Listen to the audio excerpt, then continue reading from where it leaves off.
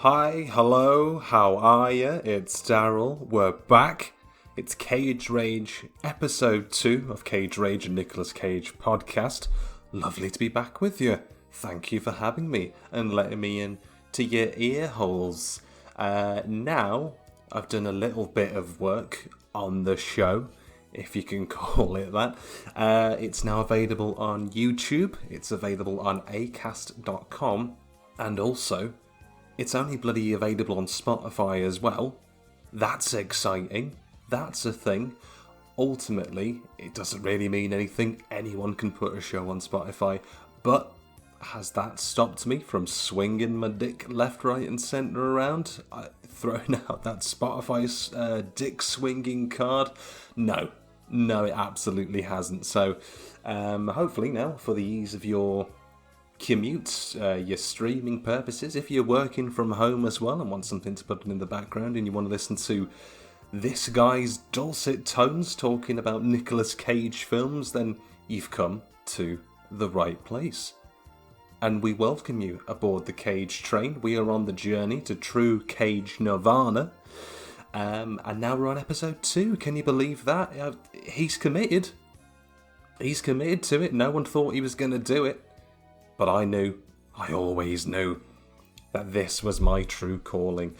Now, for episode 2, we move on, as we often do in the filmography, the chronological order of Nicolas Cage films. We move on to another film from 1983, and this is Rumblefish. From 1983. I know what you're thinking, of course. Nicolas Cage starred in a film called Rumblefish, of course he did it. Now this was directed by Francis Ford Coppola, so no wonder he got the bloody role, eh? No wonder he got the bloody role. It's an American drama film directed by Mr. Coppola, based on a novel by the same name, Rumblefish, by S.E. Hinton, who also co-wrote the screenplay here. And in this film, it's based on Mickey Rourke's character, called the Motorcycle Boy. Very important that you get the in there. It is the Motorcycle Boy. Does he have an actual name? Probably. Do we ever find out what that name is? No, it's probably Jeff Motorcycle Boy. In this is a much younger Mickey Rourke as well. I know certainly people of my generation are a lot used to seeing Mickey Rourke post surgery, a lot of facial work he's had done in the meantime. In this, completely different. He looks like a cross between Bruce Willis and John Sim, by no means a bad thing, quite a handsome man. You may ask why he had the work done and had all that lip filler done. But it works for him in The Wrestler, so have that. That's good. Enjoy that. Now, it's the motorcycle boy that he plays, a former gang leader who's since left town to pursue non-gang-related activities. And we focus most on his younger brother, Rusty James, played by a 19-year-old Matt Dillon, who idolises his brother. Wants nothing more than to become the next motorcycle boy, motorcycle lad, the Robin to his Batman, and take after him and leads the next wave of gangs in the fair setting of Tulsa, Oklahoma, is where this is all taking place. Now, I know what you're asking. Okay, it's all good and well that Mickey Rourke and Matt Dillon are in the film, but where, dear listeners, Nicolas Cage will let me tell you. He's in this film. He's got some nice little parts. Now I'm going to be honest, it's not as meaty as Valley Girl.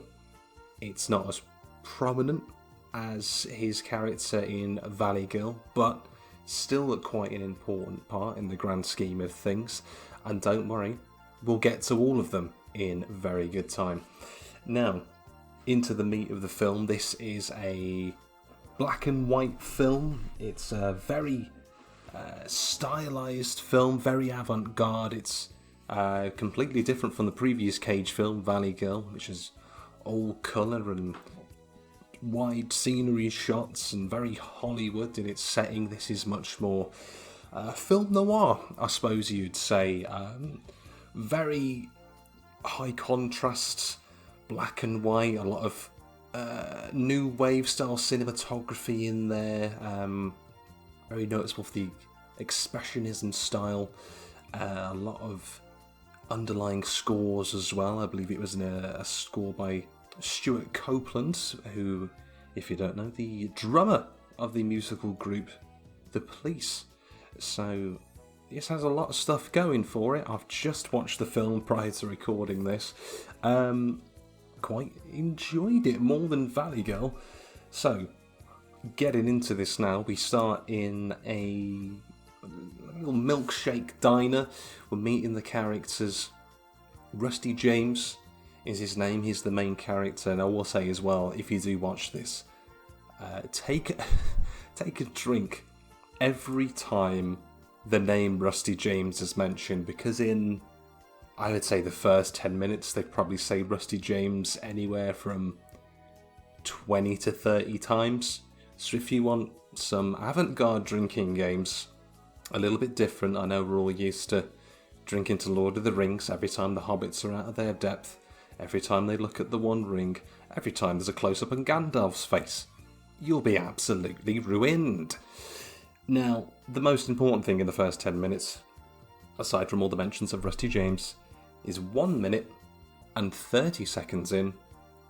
Nicolas Cage, sighting confirmed. There he is. He's got a delicious jacket on it with this playing cards emblazoned into the left chest. I think it's the two of spades. You know, when I think of playing cards, and I think of the two of spades. Two of spades. Nicolas Cage. Yeah, you take a minute to think about all of that. He's looking very good as well. Very magnetic presence in all of this. I was, slightly, I had to do a double take. He had a glint in his eye. There was just something about him in this film, which again, even though he doesn't have a lot of screen time, I know, I was just as disappointed as you are. When he is on screen, it draws the eye. He's got a good head of hair in this as well. I don't think we can really overstate how strong the hair is. It's a full quiff, a luscious mound of the hair. These were the days when he did have hair of his own. Not much like years later when he would be in full-on Cage mode, screaming the house down, running round, screaming. Which, we'll get to it in good time, but right here, these were the signs of a burgeoning actor who had, if anything, too much talent. No awards yet. Yet, they are coming, they're in the horizon, but he had it all to come. Now, Nicolas Cage's character, Smokey, because it's the 50s, or thereabouts, never actually established what year it's in, but stylistically, and with the fact that they're all drinking milkshakes, like the bloody jazz hand-waving West Side Story hoodlums that they are, you got to assume it is in and around the 50s. Now, Lawrence Fishburne is also in this film as well. A very young Lawrence Fishburne who is credited as Larry Fishburne. And a little bit of Cage trivia, Lawrence and Nicholas would later go on to star together in the film Running with the Devil, which we will get to in very good time. Now, Lawrence Fishburne's character called Midget. Why is he called Midget? He's not a midget. I don't know. It was just that's what they called you in the times. He announces to Rusty, who is the leader of this Tulsa gang. I don't believe they've got a gang name. Let's just call them the Nicolas Cages, for the sake of ease. That he tells him that the rival gang member Biff, because it's the 50s, of course he's called Biff. Of course he is. What else did you name a boy in the 50s? I think 1 in 5 American children were named Biff, which interestingly enough is actually short for Biffington. So just putting that out there. I'm sure there's a character in the old school stories, the Magic Key, called Biff. He was probably a Biffington as well. Probably a nonce. Now he advises that Biff is looking for a fight. Now Rusty James, he's all but up for it. He wants a piece of this. He wants some of that action. Nicolas Cage, however, in a rare turn for form, is actually the voice of reason in all of this, believe that or not. He doesn't understand what fighting's going to achieve. If anything, he's advising the Nicolas Cages against it. He's a smart man. You know those men that are smart? He's one of the smartest of the months. You know, I think we can all learn something from Nicolas Cage's bravery to stand up to his friends when it's not always the easiest thing. To be fair, if Nicolas Cage was in Gryffindor, Dumbledore would have given him 5 house points for that. Easy. Easy house points, mate. One of the other gang members implies that Nicolas Cage is a chicken, gives him the old buck buck buck noises.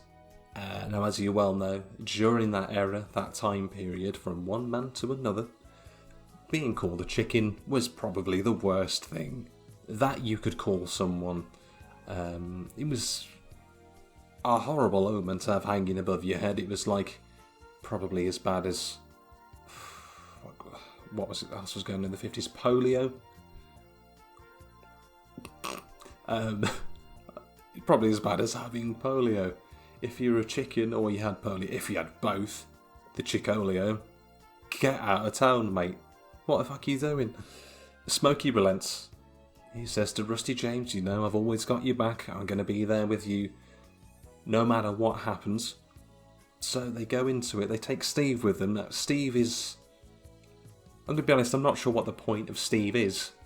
He might have had more of a prominent role in the novel. But here, he just does a weird thing where, you know, he's not a fighter. Rusty establishes that they've known each other since they were young. So he likes having him around. He looks out for him. Nice of Rusty. He's a nice lad. He's misguided, but a nice boy. And he does a thing where he's in the background and he takes notes on what Rusty gets up to. Now you're assuming, is he taking notes to give to the motorcycle boy later on? Is it for his own benefit? I'm gonna let you in on a little spoiler. We never find out. Now, for all we know, he's just drawing dick pics with a heart around them and RJ on the top of those hearts. I don't know. I'm not implying. I don't want to suggest. Steve, you do you.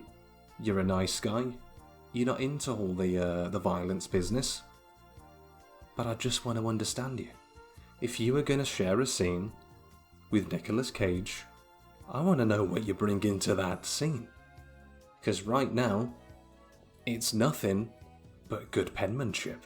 Steve aside, they do eventually go to the meeting. I don't know if you can call gang fights meetings. That sounds a bit official, doesn't it? To the reckoning. I've never been in a gang. You can probably tell. I don't know if collecting Pokemon cards or Crazy Bones counted as a gang. I had a Sharky once. Remember Sharky? Everyone wanted Sharky, didn't they? Because he was good for Crazy Bones throw-in games. I bet he's worth a lot now. I think my Sharky ended up in a bin. Livid. I would have brought a Sharky to a gang fight. Then they would have known exactly what I was all about. Now Biff turns up. Cage, on Team Rusty, quickly advises us that Biff has been taking pills. Obviously Biff has been taking pills. He's very sweaty. A lot of the characters are very sweaty in this. The assumption is, I guess Oklahoma's a hot place. I don't know. I've never been there. But they've always got these like ringlets of sweat on the side of their head. The fringes are dripping. Nicolas Cage, though, I will put this out there, at no point in the film does he sweat. No, I don't know if that's an artistic choice.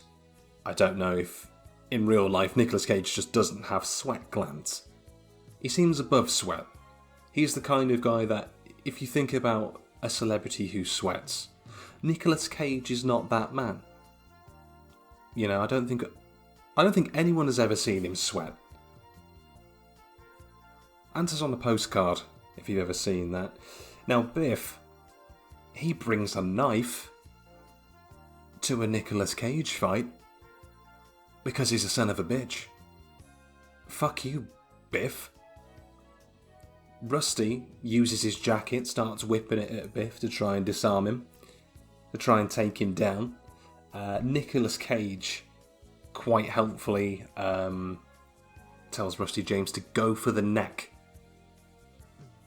Go for the neck.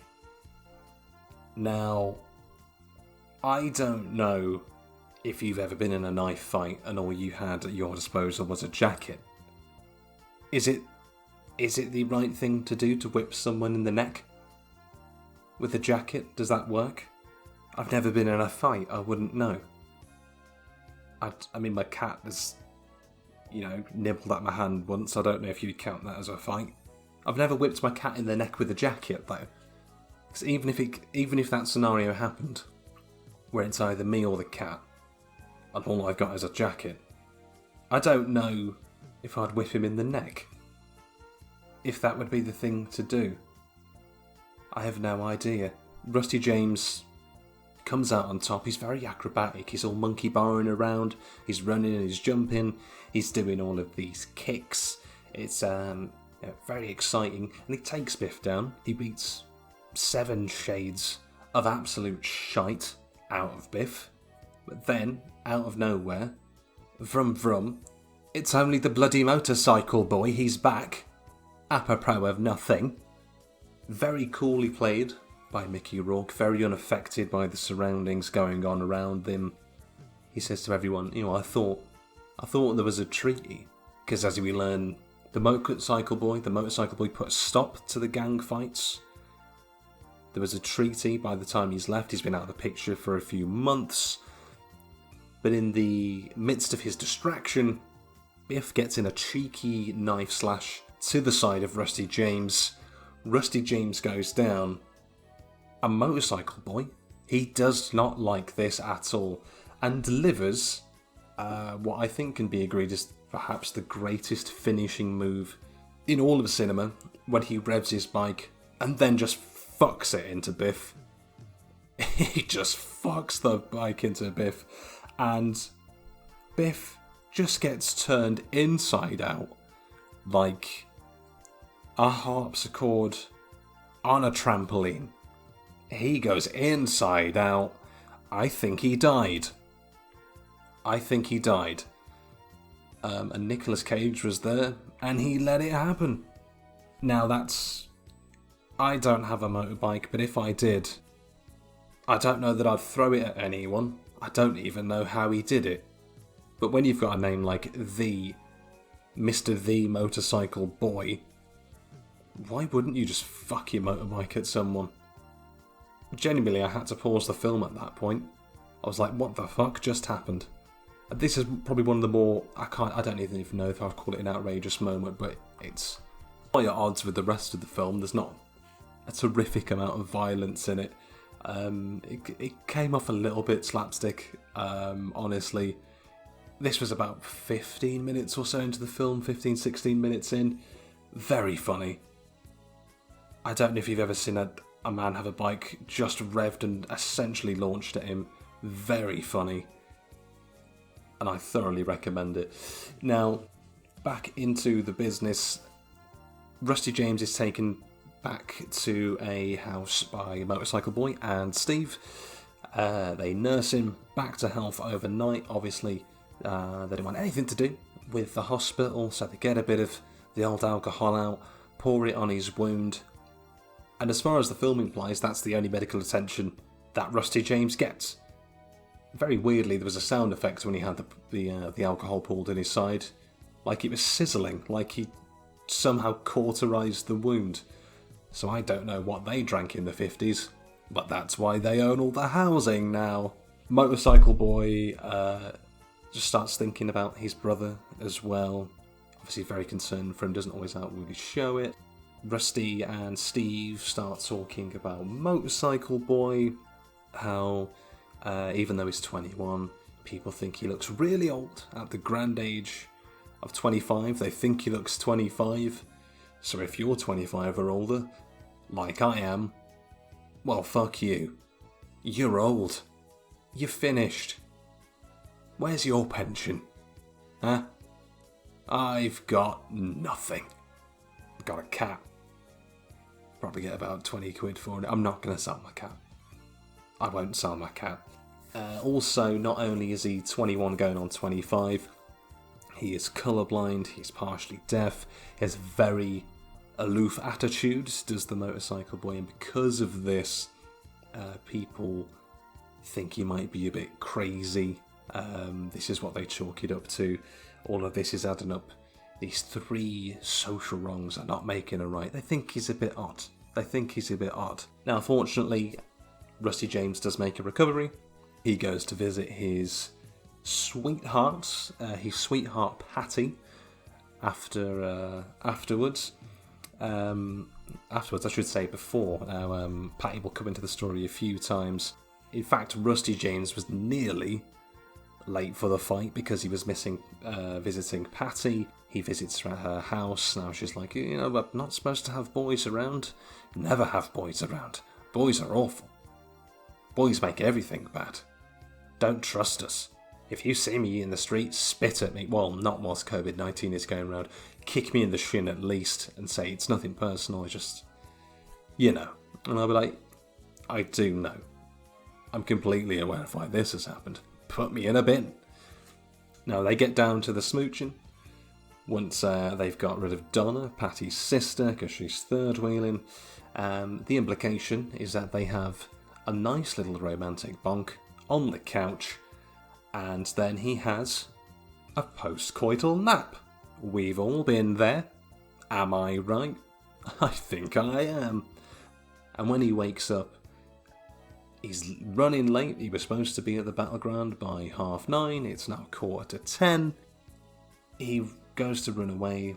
Patty does not like him fighting. We don't like our boys fighting. Why are you fighting, boys? What have you got to prove? Stop swinging those dicks, unless you're streaming on Spotify like this guy. She gives him a great line. Patty says to Rusty James, "You're better than cool, you're warm." Which is, if anything, a direct contradiction to the song Hey Ya by Outkast, where they implied the only thing cooler than cool was ice cold. And now, I don't know what to believe about temperature anymore. What temperature am I? Am I room temperature? Am I slightly melting ice? I have no idea anymore. Am I ill? Am I just ill? Now RJ makes it in time, the fight ensues, the motorcycle gets fucked, he gets slashed, and we never see Biff again. You have to assume Biff is dead. Like I said, fun fight scene. It's just like watching the film, a film version of the game Streets of Rage. It's with all the jumping and leaping and motorcycle tomfuckery, and then the mental finishing move. As they're leaving the fight as well, there's a gentleman who will turn up a few more times, Officer Patterson. This guy has maybe the best mustache in cinema, certainly in 1983. I don't think there was an award for it, but when I say to you, porn star mustache, you get a visual in your head and you know exactly what I mean, and you just think of the most pristine, most luscious mustache you can. This is Officer Patterson. So from now on, he will be known as Officer Pornstache. Now, he is not a fan of the motorcycle boy. He was very happy that he'd left town. He's very unhappy that he's returned to town. Because the police getting in the way of us kids and our flying machines. God, I wish I had a porn star mustache. Mine, it's like a small jam stain. It's dried on. I'm trying to work it, but you can only do so much. You know what I mean? My mustache, not that impressive. Officer Pornstache, as soon as you see him, as soon as you see that mustache, I don't know about you, but the first thought in my mind was, well, here is a man who has been eating ass longer than I've been alive. And I'm going to go as far to say he's quite good at it.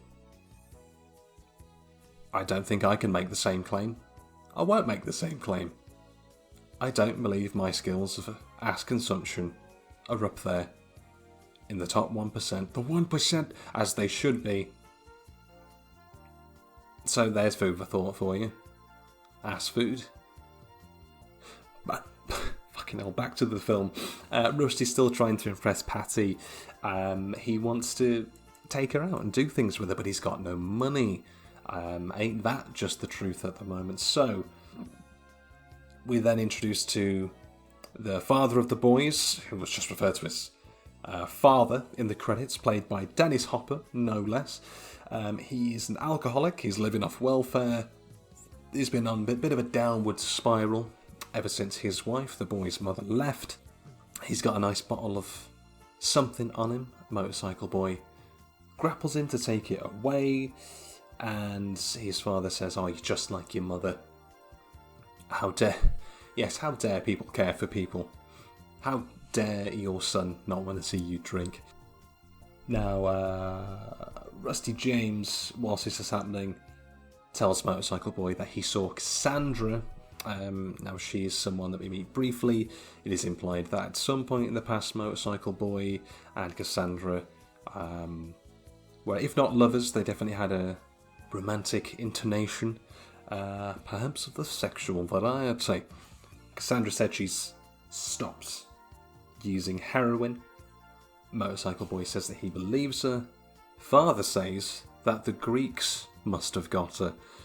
So quite tap on the nose there. Ha ha ha, if you're into your Greek history. Very nice little joke on the myths there. Now, if you, like me, had no idea what the fuck he was talking about, also like Rusty James, I had a quick look into it.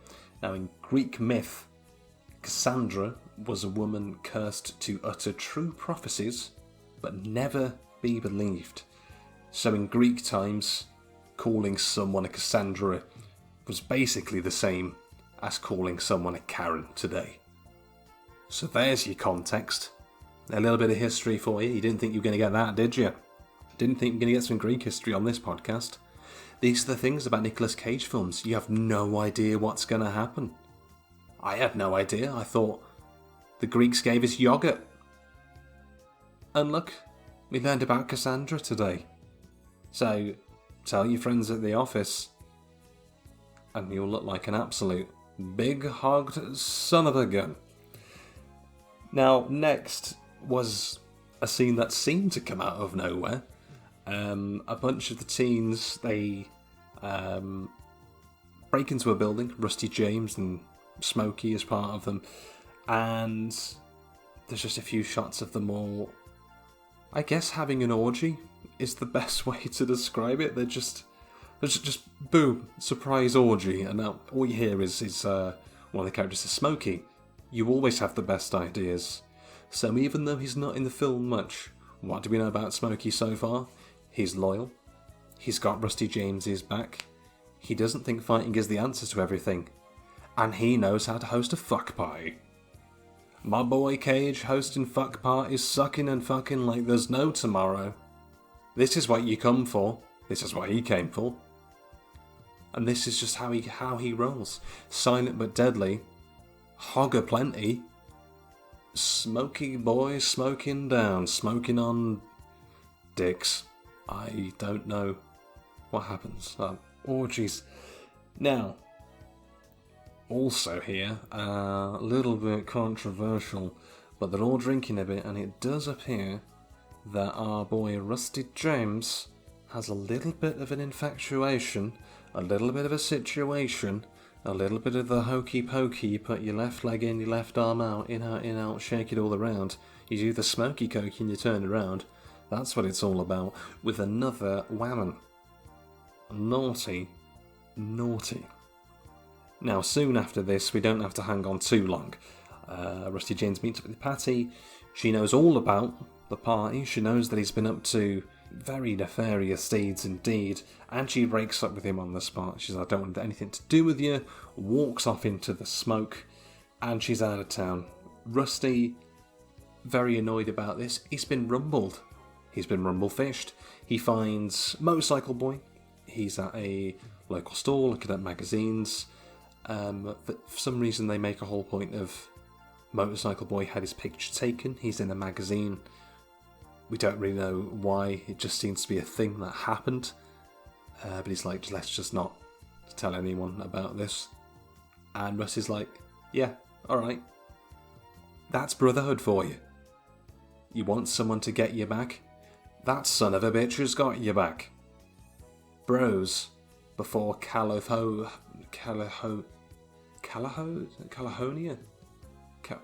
Calihonia, for every one of you who thought that what the fuck was Dowd trying to do there, is California is where Motorcycle Boy went in the months where he disappeared. His plan was to go and visit the ocean. He wanted to follow the river, visit the ocean, and he just got his picture taken along the way. Now, he does express that he didn't quite make it to the ocean, but he wanted to come back to, of course, check on his brother, check on his family. Now, outside of this little store, Officer Pornstash appears. He's giving Motorcycle Boy the big un, giving him the big licks. And Rusty James, I think like all of us watching, inquire, what's your problem with my brother? What has he done to you? Now, he explains that he felt it was better when Motorcycle Boy, the Motorcycle Boy, was out of time, out of time, out of touch, out of time, out of town.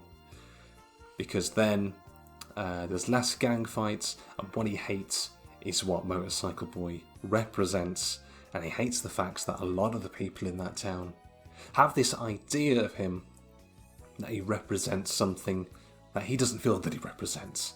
Now, I think in the terms of the film, he's supposed to represent, adventure, freedom, moving on, not being restrained. He's sort of the ideal of what it means to live life and be free.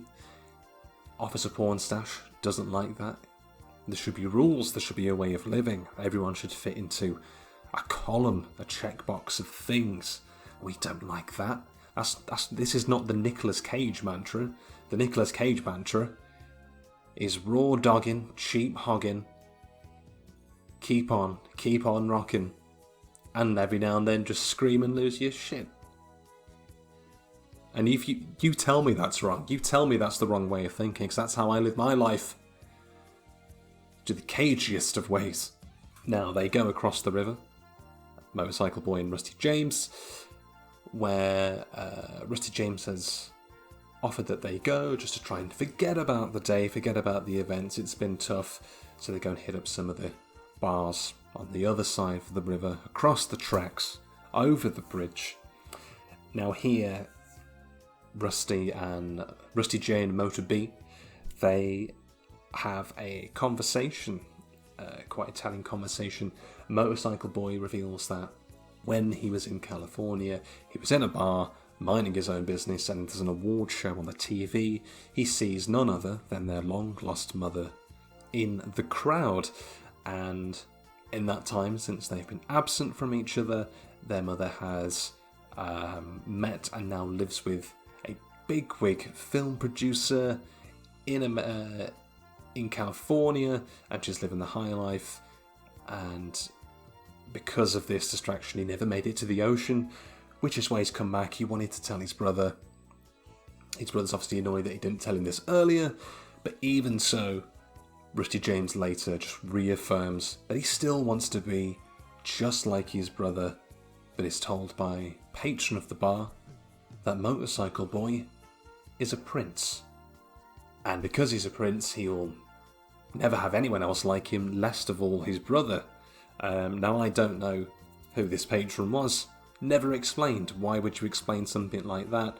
But it just gives us an idea that the motorcycle lad, Motorcycle Boy, is kind of a big deal. Now, is he as big a deal as Nicolas Cage and the career he will go on to have post-Rumblefish? The answer's no. That wasn't rhetorical. There's no rhetorical questions about Nicolas Cage. It's yes or no. Is he the greatest actor of our generation? Yes. Is it okay that some people don't think he's a good actor? No. These are the questions. If anyone asks you this, those are the answers. Let's not fuck around. Now, Rusty James and Steve, they've been having a bit to drink. They pass out. When they wake up, Motorcycle Boy has disappeared. They try to make their way back. to safer shores. They go down an alley, unfortunately, are attacked by some ne'er-do-wells, some vagrants, some vagabonds, some absolute pirate children, and in their inebriated state are given quite the beating. Now with this, Rusty James has an out-of-body experience where he literally floats into the sky. He looks down on Patty, who he imagines crying over him.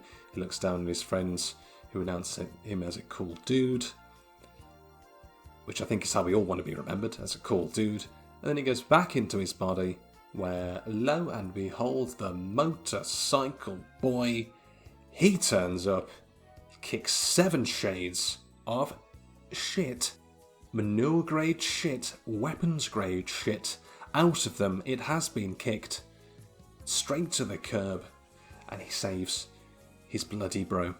So good on you, motorcycle boy. This fight scene in particular, although not as choreographed as the little gang fight from earlier, this one felt a lot more hardcore, a lot more realistic in the punches. You felt like a little wincing a little bit, like the motorcycle boy, as a loop as he comes across, doesn't fuck around with his fists. So got to give him that. Now, they take refuge under a bridge. When Rusty James comes to the following morning, he's still yearning for the gang fights, or as they're known here, the rumbles of yesteryear. However, Steve, because he's been kicked in the guts, is like, we just got kicked in the fucking guts, mate. I'm done with this. This is ridiculous. You're a ridiculous person. He implores Motorcycle Boy to talk some sense into him, ask him, please, just tell him that the fights, these aren't anything. This is nothing to base your life upon, and seems to reach through to Motorcycle Boy, and he says, the fights, they're not anything. That sure, they used to be fun, but I stopped them because I got bored. Imagine that, having the entire city, the gang subculture in your hand, and you just get to stop the whole thing because you've beaten up so many people that you're just bored. You know what, I'm done now. This is enough. There's no challengers left. I'm calling absolute time on this. And everyone's like, you know what? Fair enough. He's fucked his motorcycle bike into enough abdomens and broken hips that I think we can all agree this is probably the right call to make. So he's got some sense. A bit more sense than Rusty James. Rusty James is a bit more of a blind follower. Far too admiring of his brother. But it seems like he's getting through to him, and maybe Rusty James can start to see things from another light, which is what we hope here. He's a good kid. He's a good boy. He's a good boy underneath it all. Now they go back to the milkshake store a little later on, and he's cooling off. He's drenched himself in, I assume it's water. It could have been milkshake. The film's in black and white. And then Patty walks in, so they tap Rusty James on the shoulder. So they, right, look at it, it's old P. McGee. It's old Pat's McGats. What are you going to do about it, Rusty James? So he goes over to her. He's like, are you looking for me? And she says, no. Because let me tell you who she's looking for. Now, you've been thinking to yourself, now Daryl, this film's all good and well. You've been giving us a little rundown and your thoughts on the plot so far, but what we come to this show for, what we come to this podcast for, is some hardcore, unfiltered, unadulterated Nicolas Cage. And oh, it's the moment you're waiting for, because do you know who Patty came to that diner for? Well, let me tell you, it's Nicolas fucking Cage. Yes, it is, because Nicolas Cage always gets the girl. Oh, yes. And then we get all the unravelling here as we find out, after all of this, that Smokey perhaps wasn't the loyal follower that he presented himself to be, is actually quite a calculated, conniving little son of a bitch. And at this point, I pumped my fist into the air and I said, go on, son. As if he was my own child and I'm just crying with a fatherly pride. And then the cogs start turning in Rusty James' head as he realises, he comes to the cross points where he realises that Rusty has been betrayed.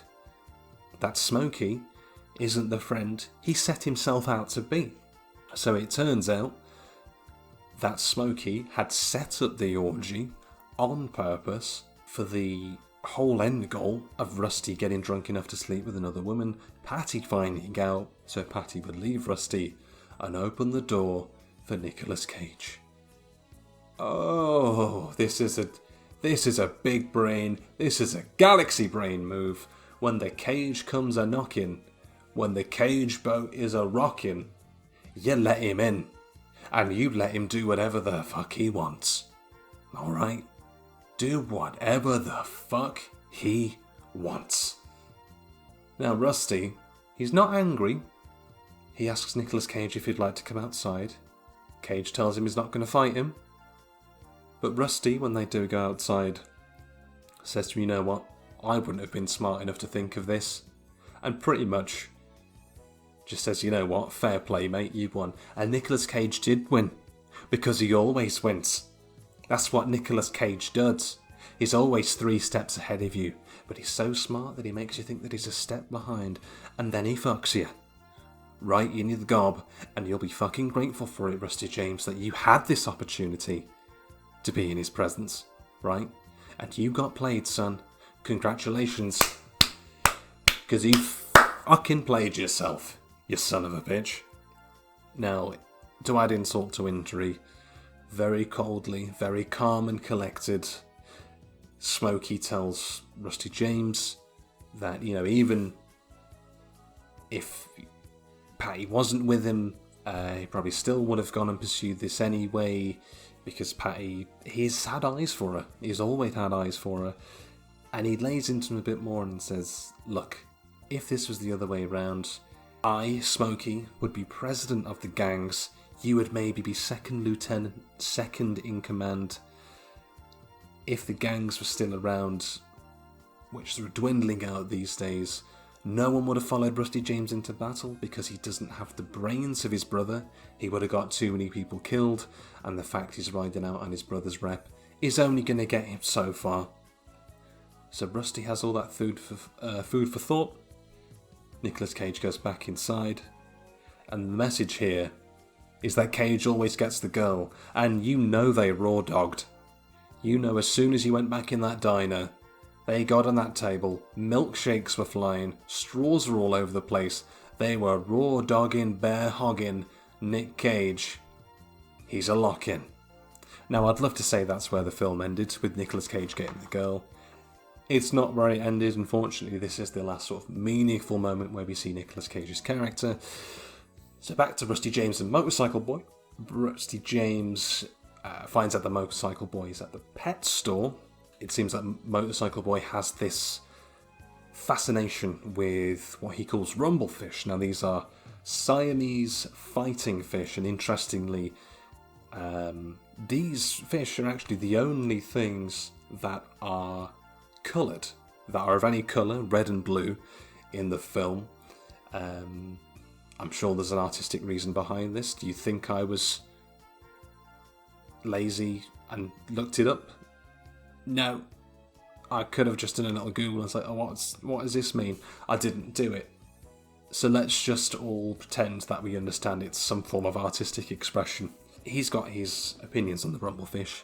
In the pet store, they're separated because the pet store owner has said, and the rules said, that if these Siamese fighting fish, these rumblefish, are put together, then they're going to rumble, then they're going to fight. But he doesn't believe this.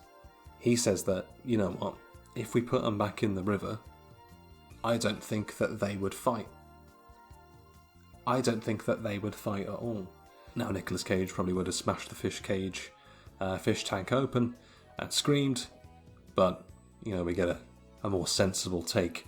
Now later that night, they meet their father, again at a bar.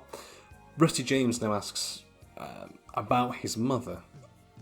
Now, the understanding has been that Motorcycle Boy and their mother were perceived as crazy, but the father's like, what, they're not crazy, they've just got acute perception. They see things that other people don't see. They live lives in their free way that people wish they could live, but they're not crazy. Of Motorcycle Boy, he says, your brother's not crazy. I believe he was born in the wrong era, but he pities Rusty James for wanting to be like his brother. He's like, I can understand why you want it, but this isn't the way to live your life. So with this all dawning in, all these different people, and even Motorcycle Boy himself, trying to get through to Rusty James and saying, you know what? It's not that he isn't the person that you think he is, but his life and his influence isn't what it comes across as, and there's more to it than just being like him because you think he's a cool dude, like he's an absolute tubular person. So they go back to the pet store, where Motorcycle Boy goes around the back, he kicks the back door in, and then all of a sudden he starts emptying the cages, starts freeing all the birds, freeing all the other animals and creatures that are in there, getting them out of there, and he tells his brother, look, I'm going to take these fish to the river. When I've done this, what I want you to do is take my bike, follow the river, and go to the ocean. Something that Motorcycle Boy could never do. So he takes the fish in the tank, he walks outside, and suddenly we hear a huge bang. And after this huge bang, Rusty James runs outside. We see Porn Stash Guy, Officer Porn Stash. He's shot and killed Motorcycle Boy for perhaps the rather innocuous crime of stealing fish. It was the stealing fish that killed him in the end. It wasn't that he was too cool and taken to cool police jail for being a cool dude. He was killed for killing... well, not the fish. He was killed for killing cool, I guess. Some would say this is slightly overkill. I would be inclined to agree. They go to arrest Rusty James as well, but Officer Pornstash says, nah, this was all Motorcycle Boy. So he's gone and bloody killed him. He's killed the symbol of freedom in this film. And then suddenly a lot of people start gathering round. One of them is Smokey, who makes it very clear that he had nothing to do with this. And you did not, Nicolas Cage. You had nothing to do with it. You're not the man that killed Motorcycle Boy. You're just the man that porked his brother's girlfriend. And if anything, you've come out looking like an absolute prince. It's not just the Motorcycle Boy that can be the prince. And with this, the engine starts revving on the bike. Rusty James rides away. He rides away to the ocean, fulfilling his brother's dream. And at this point, this is where the film ends. The credits roll. And that brings us to the end of our second Nicolas Cage film, Rumblefish, from 1983. Now overall, I quite enjoyed this, as I said earlier. I think it's considerably better than Valley Girl. A lot more moodier, a lot of visual cues from German expressionism. See, didn't think you'd learn about that, did you? You didn't think you'd hear me saying stuff about German expressionism in here. We got a lot of good names in this film. We got Mickey Rourke, we got Matt Dillon, Lawrence Fishburne, Dennis Hopper, of course, Nicolas Cage. And in this we've just got like a jazzy staccato rhythm for the underscoring the film as well. There's a lot of groovy sounds that tend to be quite poignantly and stylistically underlying a lot of the scenes as well. It's very electric, even though some of it might seem a bit tacky at times. Nicolas Cage in the smaller role of Smokey that he played, again, always looking really good on screen. Still weird seeing the young Nicolas Cage with those younger Hollywood looks in his father's film, born into Hollywood royalty basically, and just being part of this film, which was presenting the nightmare world of these meaningless rumbles, that they think defines them when it really sort of defines nothing, and the last visages of that film defined by the motorcycle boy and this older time that he represents, even though it seems like he's lived an exhausting lifetime over and over again. I couldn't help but wondering, like, would Nicolas Cage have been a better play as Rusty James? Maybe. He would have brought that Cage energy to this. I think it would have been the case of just how the film was written, not so much how it was acted. But when Nicolas Cage was looking that smooth, that chiseled, and had a head of hair like the one that he had, that charisma, that hair, if I was Patty, yeah, you can absolutely raw dog the fuck out of me. Like I say, very ambitious film from a visual perspective. I know some people think it's a little bit clumsy, but I think overall, as a film, I would probably give this 7 out of 10. As a Nicolas Cage film, 10 out of 10, obviously. Nicolas Cage brings liberation to all art, all media that he comes in here, despite the ham-fisted metaphors of some films that he does star in. And overall, I would give this another respectable, all the same, bronze Nicolas Cage out of a possible silver and gold Nicolas Cage. The gold cages, of course, as you know, I don't give them out often, otherwise it would ruin the majesty of this reviewing situation that we're in. So overall, no Nicolas Cage losing his shit, but he stole a girl fair and square, and he definitely got his hog out, which I think we can agree was the most important aspect of Rumble Fish. So, there we go, we've done it. We're at the end of episode 2. We move on to episode 3 next week. Thank you for joining in and listening, if you have been. Always nice to have more Cage Ragers on board. Again, you can listen to the episode on Acast and Spotify. If you find it on YouTube, please do consider giving the video a like and subscribe to the channel. It really helps grow the Cage Rage show.